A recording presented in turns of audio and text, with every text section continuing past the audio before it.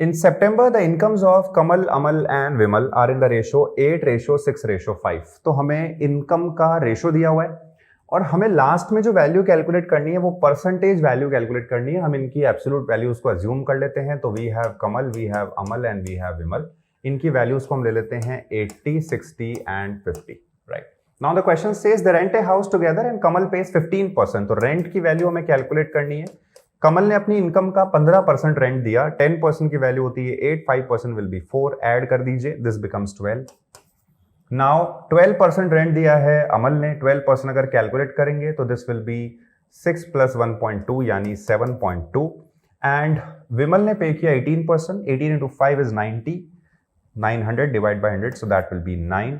Total rent हम एक बार calculate कर लेते हैं, ये वैल्यू हमारी कितनी आती है। So this is 12 + 9 21 and 7 28.2 is the value of total rent, right.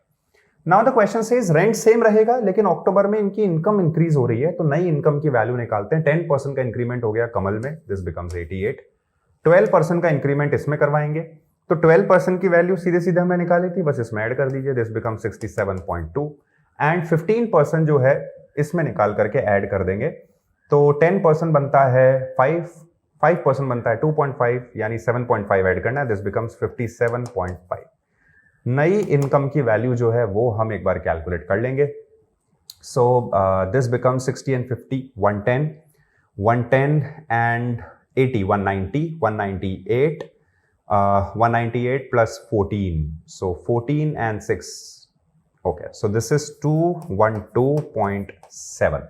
Now you have to calculate कि ये रेंट जो है टोटल इनकम का कितना परसेंट है। So this is 28.2 upon 212.7 into 100। इसको सॉल्व करेंगे, this value will be close to 13.6%। इसकी वैल्यू 13.25 समथिंग आती है, तो this will be, so 13.26% will be the correct answer.